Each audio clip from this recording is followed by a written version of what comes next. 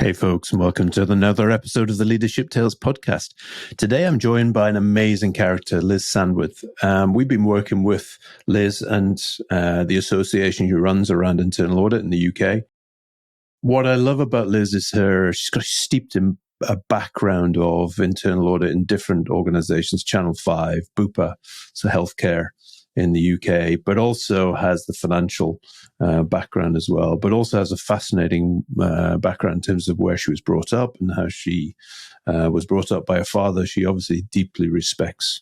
And you'll hear that today as we go through this. So we talk about many topics. And again, what I love about this is when we do work with associations, whether it's finance, internal audit, risk, compliance, it's this ability to be able to talk around the issues, not just about internal audit or finance, but be able to have a view across the organizational, commercial, and leadership issues that we come across in there. So fascinating conversation. Sure you'll love it, and I'll look forward to hearing your feedback.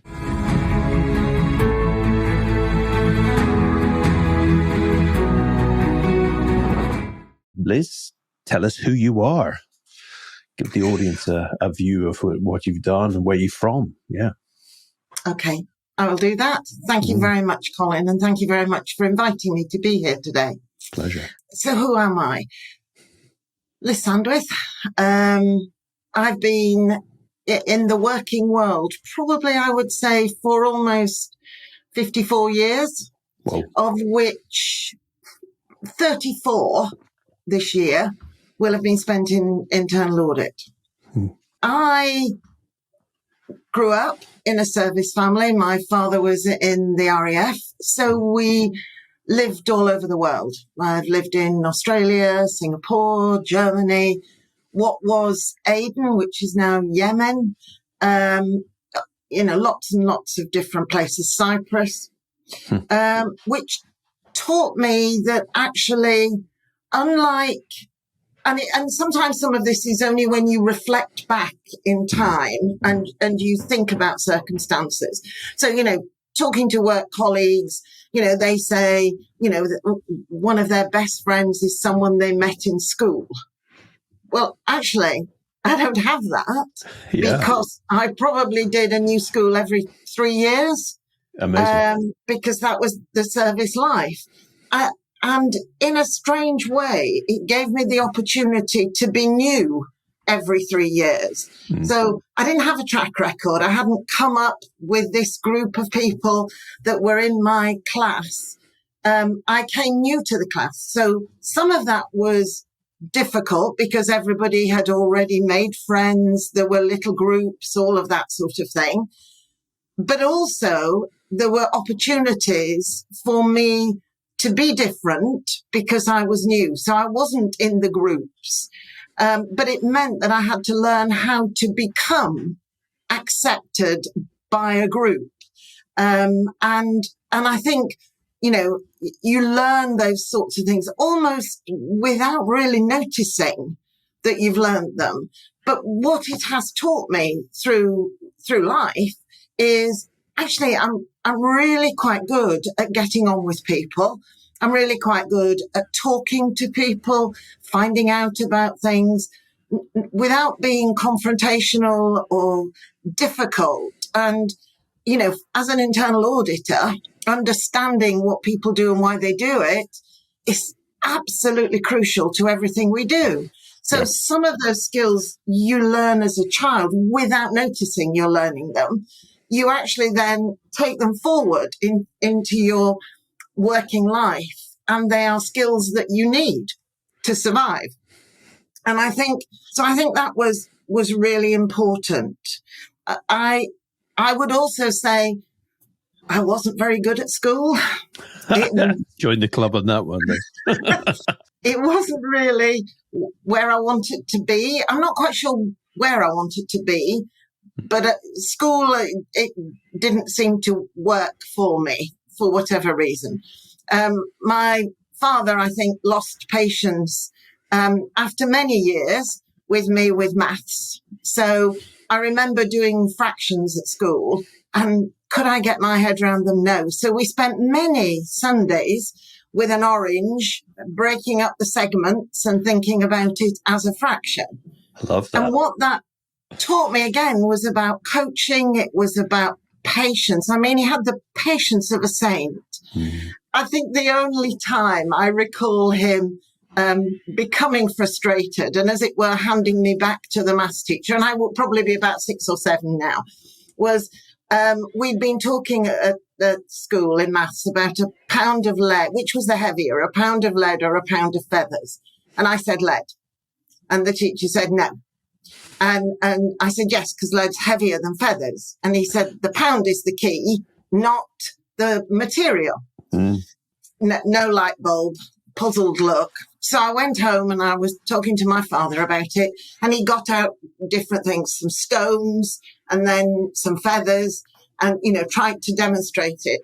And I can remember on the Monday morning when he took me to school, he said to my teacher, over to you. I've given up with her now. You sort out a pound of feathers or a pound of lead. And I think that was probably the only time I ever remember him really being frustrated with me. They gave you such a good experience to go through. I mean, people listening to this, I just want to pause on that, because that growing up, that 3 years, that I had a similar one with my father being a doctor. We were in the US, and basically being a third child as well. I just had to get on and I had to make friends, and I had to work it. But I also have a common thing with you, Liz, which is sometimes the complexity of something, thinking about the pound or whatever else, is not my strength.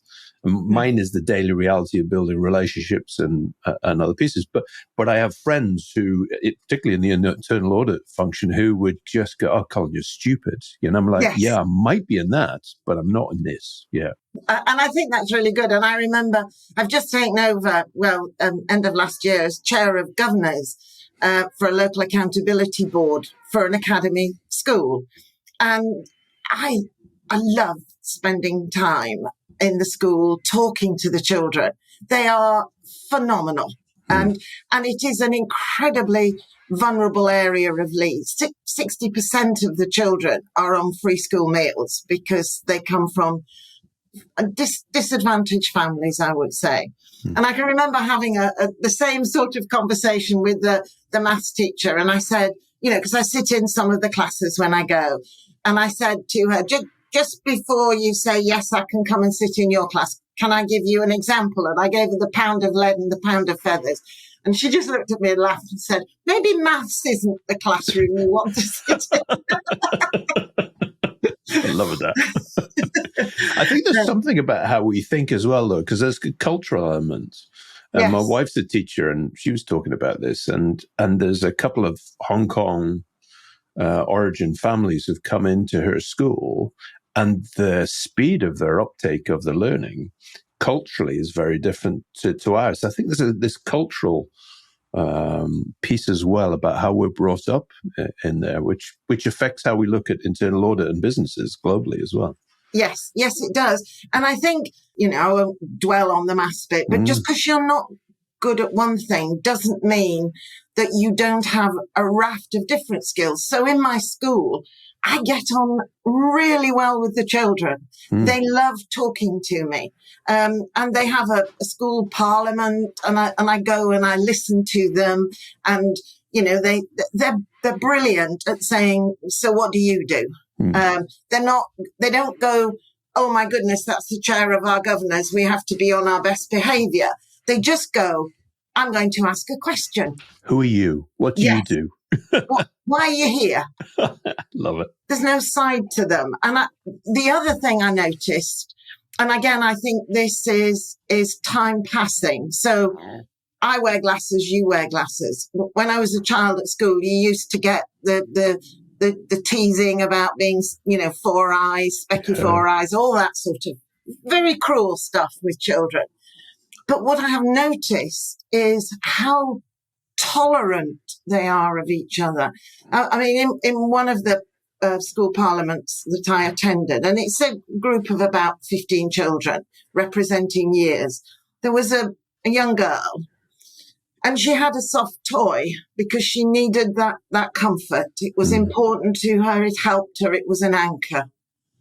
and she had it out on the table and she was just stroking it and touching it. Nobody said a word. Yeah. And I just thought, wind the clock back to the mid-50s, and I wouldn't have even dared to have that at school because of how you would have been mocked. There would have been no tolerance for that at all.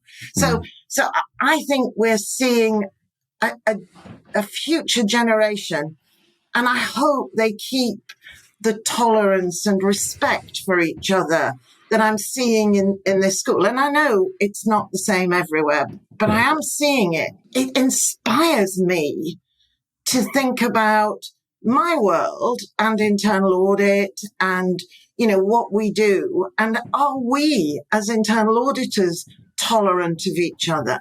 Do we identify our strengths, and do we embrace those strengths and support them? So we've been talking a lot about ESG and internal audit, environmental, social, and governance.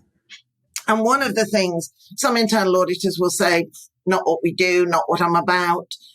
And what I've been saying is there might be somebody in your internal audit team who actually has a passion about the climate agenda. If they have, forget whether they're a newbie or a manager or a deputy head of internal audit, CAE. Encourage that, give them some skills to be more knowledgeable about that, and they can be your subject matter expert on that topic. Love it. Because they love it and it matters to them. Don't put them doing data analytics, which probably they'll do a bit like me and my maths. They'll go, I've got to do it, but I'm not really sure why. It's interesting for me, Liz, because what we're talking about a couple of things. One is I'm reading this amazing book, and I'm going to get the title wrong, so I'll put it in the show notes later on. But it's The Courage of Compassion. And the book is about a public defender in the US who set up the Brooklyn Public Defender's Office. And therefore, all she did was represent the people who couldn't represent themselves, who couldn't afford that. But a lot of the stories and a lot of the things that are based around this, it's called the justice system. But actually, it's not the justice system. It's a legal system or a system that either favors one side or the other. And it's similar to internal audit for me, which is there's a perception that this is a checking up system versus an education, a passion system. And it was resonating to me as I was thinking we were recording this morning, going, there's so many similarities about how we get in there. And therefore, igniting somebody's passion about a topic is a way of doing that. Yeah. And I think that is very true about internal audit, and I talk to people, whether it's in organizations where I am, the head of internal audit, or whether it's, my training, whether it's talking to our members. And, everybody will say, Liz, your passion for internal audit is phenomenal. And, I will say to people, I've done 34 years here. Have I hated the job? No, never. I've had bad days. I've had fallouts with the audit committee at various places, but I've had phenomenal days. I used to be the head of internal audit at Channel 5. And I can remember we used to call it the program department on the third. They used to be on the third floor, and they were really creative souls. Well, you try talking to creative souls about risk, about control, about process, and you just get the no, not interested, move on. And I can remember one of my early meetings with the drama program controller, and you could never get meetings in the morning, but any time in the afternoon, early evening. And I had a meeting with her about 5:30, 5:45. And I went in and she had candles around the room and she had a bottle of wine and 2 glasses. And I said, this is an internal audit meeting. And she said, yes, but you can have a glass of wine, can't you? I always have a glass of wine about that. No, actually, really, I can't. I'll have a cup of coffee, but perhaps not wine. And I'm looking at these candles thinking, health and safety, has anybody done anything? So we ended up, we got on really, really well. And eventually they became the program controller for the channel. And they used to, we went from officers to open plan, to encourage people to talk, to share, to, learn from each other. And he was I really liked him, huge sense of humour. And when I used to go on to the floor to talk to anybody, he always had a microphone, and he used to stand on his desk and shout and sing, "Liz is here, we love internal audit." Like, you really don't, because I've got a report I've got to give you, and you're not going to like it. But that was an experience I've never met anywhere else. I've never heard a story like that. Somebody getting on a desk. Sometimes it's all very poker face and very dry. But again, you see, I think it's what you learn and the things you bring with you. So, that was, a TV company, but you can move into anything. I've worked in, healthcare, a variety of different organizations, public, private, financial, whatever. But if you care about people, and you care about what you're doing, your profession, I think you take that with you. And, I've never said you can't have a laugh when you're doing an internal audit. And I always get cross when people say, well, you only smile, internal auditors only smile when they find something wrong. No, rubbish. No, I smile when you tell me something and we have a laugh about it, or I share something with you and you laugh. That's when we smile. And I can remember many years ago working for an insurance company, and I was going through some files, and I found I think it was either a 2 or a 3 carat diamond in the file. And I put it in my hand, and I went to the manager and I said, I've just found this. Where did you find it? And he said, I said, oh, it was in a file, just loose. I said, do we work finders keepers here? And he laughed and he said, no. But I think this is the humor of insight. So we do the same on design thinking as well. So when your observations and the insights that come out of that, and those insights drive behavior. And I always tell the story that's a famous one about the university in the US, a college, who they were building a university, but rather than putting the paths in for the students, they laid it totally on grass. Then they let the students in, and they walked where they would walk between the buildings. And then once they got the path, they then put down the pavement to work so they're able to walk on. And I think it's a different way of looking at it. Same with audit, which is if you can demystify audit and you can demystify the world, there's a lot that happens in our day-to-day world that is a risk. Even just putting a restructure into business, the legal side of HR, it doesn't mean that you lose your humanity or the care for people.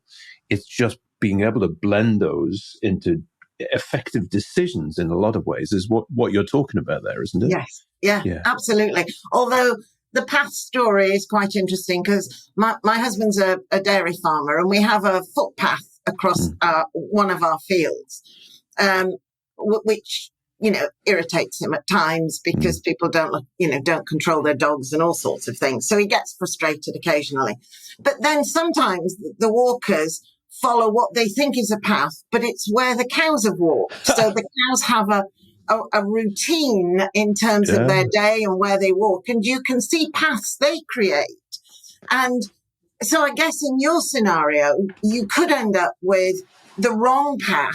And so it's about sensing which is the path that actually you want to build a path on, and which was the path that perhaps is the wrong path going in the wrong place, and therefore you want to ignore that path. So, I think the path scenario is a great one, but it's being careful that you're building on the right path, not a false path or a path that leads to the wrong outcomes. And there's a relevant story to that now, which is ChatGPT and that, because, this seems to be in some ways the scariest but most positive thing that's happened in businesses. And people are talking about the use of it. But where does the data go behind it is a critical issue for internal audit. So that path might be a powerful one, but we've got to watch out what happens. And even now on the news this morning, they're talking about the people who are OpenAI are saying we need to have some regulation here, because this is almost like the nuclear commission. You're like, whoa. Yeah. But that's where internal audit plays a key role in that pathway on identifying the risks. I think that's great. And I think you're right. And ChatGPT is phenomenal. And it seems to be rocking everybody's world. So I've got it as a governor of schools, as I mentioned earlier. Are the children doing their homework, or is ChatGPT doing their homework? Yeah. I've got it with internal auditors. I was in a meeting yesterday and we were talking about a research project, and somebody, had spent time putting all their thoughts together, and it was a great, great piece of work. And then another person around the table said, well, I just gone into ChatGPT and said, supply chain, what are the risks? What are the controls? What do we need to be thinking about? And, he was saying, actually, it's virtually all the things that you've just talked about. And I did it in less than 5 minutes. But as internal auditors, that actually isn't that good for us, because what we need to be able to do is to add value. I can go into ChatGPT and ask exactly the same question that you did, and therefore we all have the same answer. But actually, where do we bring value? And it's more around us. And I'm not knocking ChatGPT at all. I think AI and the future is just phenomenal. Although I'm not that sad, I'm going to retire hopefully in the next 5 or 6 years. Because I think we're back to the maths thing here, aren't we, Liz? Yeah. my lead and my feathers. But I think it's about saying, actually, as an internal auditor, if I'm tasked with doing an audit, whatever it is, and I go on to ChatGPT and in effect, it writes my terms of reference, the function that I'm auditing, the department, could have done exactly the same. Yep. And therefore, what are we doing now?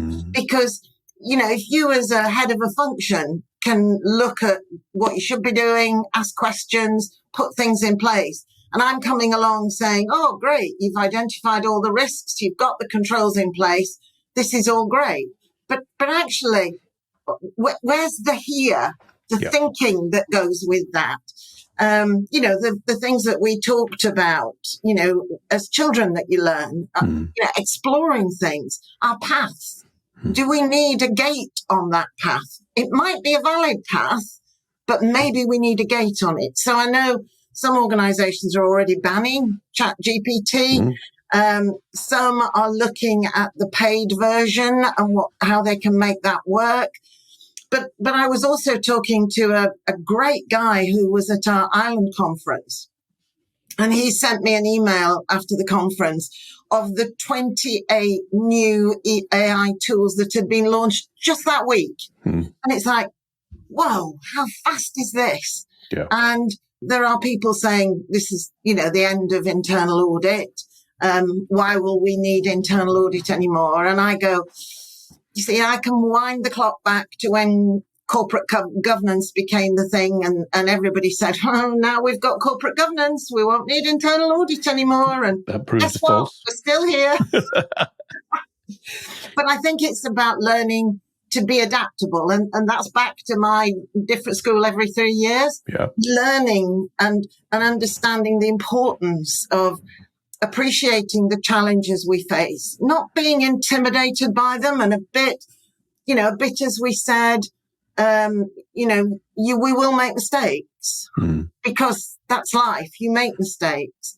And I gave you the example of drying dishes when I was a child and, dropping a plate and getting very upset. And my mother said, don't worry. You if you do something, you'll make mistakes. You've dropped a plate because you're drying dishes. And I can remember crying and saying, but my brother doesn't drop plates. And my mum said, yes, because he never dries dishes. So if you don't do something, you can't make mistakes. But if you do, and you make mistakes and you learn from that, that's hugely positive. It's an interesting one for me, Liz, and we could talk all day on this, and I think we need another session to go through this, but it's this piece about experimental mindset, isn't it? So for me, ChatGPT scares the bejesus out of me because I don't understand it, but I can sit with somebody you might know, Aaron Brewer, who's cyber security for Standard Chartered. And we sit and we talk about it to help me understand, because his brain works that way. And it's that experimenting. He says, well, have a go. And by the time I've had a go, I start to get it. But it's that curiosity behind it to ask the questions. So what happens to the data? Is it a plagiarism issue? And actually, a lot of the coding behind it means that it isn't a plagiarism issue. Can't even say that word this morning. But how do you get into internal audit to get people to be experimental in their mindset about how they operate? Because a lot of it is methodology and application. I think we're talking about a key area for internal audit here. I absolutely agree. And I think what is one of the positive things that I see now in internal audit functions, in whatever sector you're in, is the diversity of people in the internal audit team. So, without being disrespectful in any way, but, often internal audit teams were made up of accountants. Yes. And that's great. We audit financial stuff. So it's great that we have accountants there that can understand all that. But, in the past, we didn't used to have people who had HR qualifications or people who had degrees in a variety of things. And I remember somebody coming in who had a degree in philosophy. And I can remember, talking to the head of audit. I wasn't a head of audit then, and saying, why? And he said to me, talk to her, listen to her, take her with you to meetings and hear her interpretation of what's been said. Rather than your interpretation, which could be a bit blinkered. Hers is much broader than that. And he was so right. And I learned an awful lot from her. But I think that's true now of a lot of internal audit functions, is that they have such a variety of different people. I'm hoping as we move forward, you'll have climate people in internal audit. You'll have people who have economics degrees and knowledge of things like macroeconomics and geopolitical and have worked in those areas, as well as the new young things that come through our apprenticeship scheme at the Institute. And I do some training for them. And, things like the training course I do is internal audit planning and assurance framework. And there's lots of standards around it. And it's, this is what we do. And I love it because they'll say to me, just as you said earlier, why? Oh, yeah. Why do you do that? What if we, and I sometimes think I learn more than I share with them because you do get blinkered, and that ability to think outside the box, to challenge your thinking and stay fresh, current, relevant is often a lot harder than people think because everybody's so very, very busy. I think it's a great place to go, because I think if you look at internal audit shops as I know them, and you look, the size of the shop sometimes helps them because you have a variety of people, thinking styles, backgrounds. And we used to do a bit of an experiment in finance where who makes the better finance people? People who've been in the business who then do finance, or people who've got the CA and then have come in and, and learned the business, I always veer towards the people who've done business and then learned the CA. Now, people are going to probably start writing emails to me in the background, say, I disagree that. But there's something in there. But I also sat and listened to leadership teams in internal audit functions or finance functions. And the ones that were really powerful are the ones where you almost couldn't tell who was accountable for what. Yeah. The discussions were so powerful in terms of thinking, open mindsets around pieces. And I just wouldn't mind your view on that, because I think that's where smaller shops miss out a lot of the time. Yeah. Yeah, I'm not convinced about that, about the smaller shops missing out. I think you're right. When you have larger shops, you have more ability to be innovative in the people that you recruit. But I think that certainly the smaller ones also have the ability to be adaptable more quickly. So instead of turning an oil tanker, I'm turning a yacht. And I can do that a heck of a lot quicker than I can the oil tanker. So the oil tanker is solid, reliable. They have lots of different views there, but sometimes sharing all of those views and changing your thinking is really quite difficult and time consuming. Where here I am in my small, 2, 3, 4 person yacht, and we have an idea and we run with it. And you learn immediately. And as we've been saying, sometimes it works, but sometimes it doesn't. But you can do it so much faster. And, great point. All of that, I think, really strengthens. Because sometimes, small internal audit teams are seen as less credible than the large internal audit teams. And I think that's a huge mistake. I've worked in small teams, I've worked in large teams, and I think each has its own positive in terms of advantages and disadvantages. But in terms of speed and adaptability, I think the smaller teams knock it on the head. I love it. I love that perspective. I also just link it back to your role in the association, because bringing all those groups together, there's large and small shops and different industries involved in there, and they all get something out of it because you can't cover everything. That's a place where they can come. Yeah. Do you want to just end with something about what the association does and what you do? Yes, happy to. I'm the Chief Professional Practice Advisor. We're very good on short, snappy titles. At the Chartered Institute of Internal Auditors, UK and Ireland. And we are linked, as you would expect, to our colleagues at IIA Global. We're what they call an affiliate. So we have that direct link. We have access to information that Global produce. I sit on their Internal Audit Standards Board. So I've been very, very busy over the last 2.5 years, looking at the new standards and making sure that, hopefully they're fit for purpose as we move forward to what I think is going to be a very challenging decade.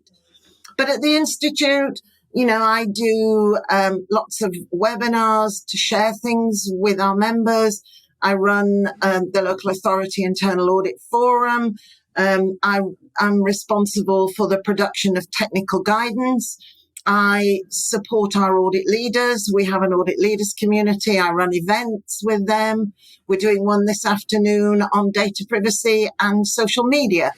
And with the audit leaders, what I try and do is bring subject matter experts in, a bit like Colin, your colleagues did from Potential Squared, came in and helped them with leadership. So I want them to better understand some of the challenges from a subject matter expert. I don't just want an internal auditor to say, this is how I did it. Correct. So I want them to have that broad knowledge of the topic, and then they can apply the internal audit lens within their own organizations, within their own internal audit functions. So I do that. I speak at conferences. I'm off to the Southwest Conference. And I'll be talking about standards and risk constantly. I have a busy time. I guess best of all, I like talking to our members. I like understanding the challenges. You can't see it, but I have a couch here. So when they ring me up with, I've got a meeting with the audit committee coming up and I've got this to do, how do I play it? I say, lie down on my couch, we'll talk it through. I'm joking. But it is true. Yeah. You're a sounding board for a lot of people. Sometimes I confirm. So, they talk to me and go, that's what I was planning on doing. Sometimes they go, oh, yeah, I hadn't thought of it that way. That might work. And then they go away and reflect. And sometimes they'll come back and say, I followed what you said, and actually it went down really well. So glad we spoke. So, all of that sort of thing is part of my day job. I can imagine why they love talking to you, Liz. I'm going to end with the 3 questions we always end on, and this is maybe part 1 of a 2-part that we could get into, because I'd love to talk more on this. But the questions we always ask at the end of this is, 1, the first one is a small happening incident in your leadership that shaped fundamentally your leadership approach and mindset. What would it be? I think it was the relationship with my father and his patience, his huge support for me, not the brightest kid on the block. He was. I mean, maths was his thing. He was a navigator. Yeah. And, he's got this daughter who struggles with fractions. But he didn't let it show. I didn't feel devalued because I didn't get something he took as a given. And that has really shaped me as a leader in terms of, where people are struggling. Even if sometimes they don't know they're struggling, it's not about criticizing them for struggling. It's about, how can I help? How can we, would it help if we did this together? So, some new internal auditors that I've recruited, I'll do an audit with them, not as the head of internal audit, but, I'm part of your team. Yep. You're leading on this audit. Tell me what you want me to do. And we'll do it together to provide support, patience, and guidance, hopefully, and leave them with lasting memories. My father died when I was 16 in 69, but he's with me every day because almost everything I do in the work environment is influenced by things he taught me. I can hear that. You'd be very proud of you as well. So, no, amazing. I hope so. One thing you'd disrupt about leaders today, what would it be? Complacency. and sometimes lack of courage. I think internal auditors, and this might get you some emails, so forgive me, but sometimes internal auditors think this is a job for life, like any other job. It isn't. As a head of internal audit, CAE, you make decisions and you set parameters and boundaries and you have lines. And sometimes the organization may cross those lines. So you have an issue. And you need to know that you have the support of your audit committee. And if your audit committee is not supporting you, you might need to do where is it? I can't find it. Here's the envelope with my resignation in it. Because actually you've made my position now untenable.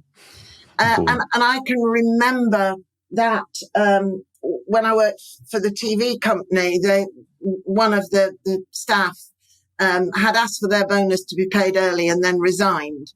And the CEO wanted to go back, search through all their emails to see whether they could claim back the. And I said, no, you can't do that. That's a fishing expedition. You don't do that.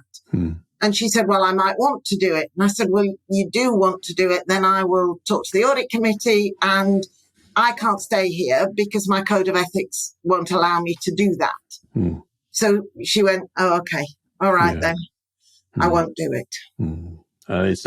It's an interesting one for me about personal stance. Some people don't feel they have the authority, but actually everybody has the authority to say, this is a place I don't want to work. Once they've been curious about what's going on, but this doesn't fit with me. More people having the courage to do that, I think would be. But I think also audit committees have a part to play in this as well. So, I always say to people, I've appeared over the last probably 25, maybe longer years before audit committees. I've chaired an audit and risk committee. Some feel a bit like the comedy program, Grace Brothers, Are You Being Served? Pat on the head. You've done very well, Liz. And I know they haven't got a clue what I've just spent the last half hour telling them. Yeah. And then others could give, I always think, the Spanish Inquisition lessons in torture because they are really demanding of internal audit. And somewhere in the middle of all that is an audit committee that works with internal audit, that internal audit can be honest and open with and flag up concerns they have about the organisation, and the audit committee can challenge, absolutely, but challenge supportively and constructively. If the audit committee doesn't have that relationship with the CA, head of internal audit, they should be doing something about it. And that is, perhaps you're not right for this organisation. I think that's we train our advisors by inviting people who've never been non-execs into our business. We have an advisory board where they come and they play, as we describe it, play to be an advisor, but they learn, and they learn because when they push too hard, we push back, and they get that experience of what it is to be that trusted advisor, but independent and connected in terms of what we do. So I love that analogy. Final thing, this is an interesting one because I'm always, as a farmer as well as an internal auditor, what's the one leadership habit in your life that is non-negotiable for you? Oh, that's a challenging one, isn't it? I think it's dishonesty. I will not tolerate that.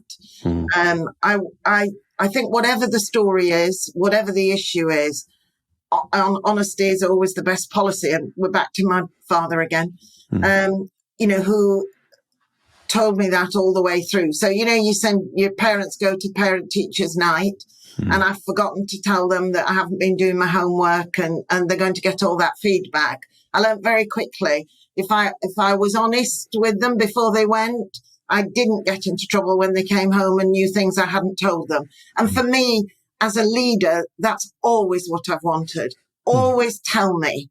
I will stand and defend you to the hilt if I know what's going on. If I don't, and you leave me vulnerable, that's not acceptable. What a great place to end. I don't think there's anything that the two of us could leave unsaid in this conversation. It's great. Liz, if people want to find out a bit more about you or get in contact with you, where would they find that? Yeah. I'm on LinkedIn. I'm also, they can get hold of me through the Institute at liz.sandwith@iia.org.uk. Amazing. And I'd love to hear from anybody. I'd love to see our email exchanges after this to see whether people agree, or the next time we get together. So amazing. Liz, appreciate you coming on. And as I say, hopefully this is one of many that we have a chance to have a conversation. Thank you. I've enjoyed it, Colin. Thank you very much. Thank you.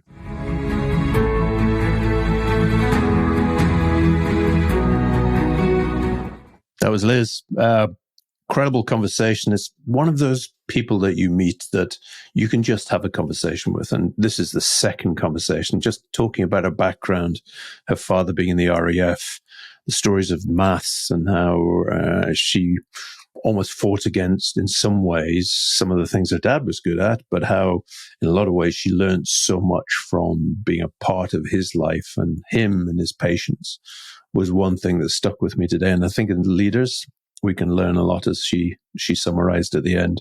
I think there's other things in there about her ability to balance arguments, decisions, thoughts, and association. That's what she has to do, but I think it's natural to her. So, my challenge about the larger shops, smaller shops, internal audit terms, and the advantages, there's advantages and disadvantages, as she highlighted there, to what we're talking about.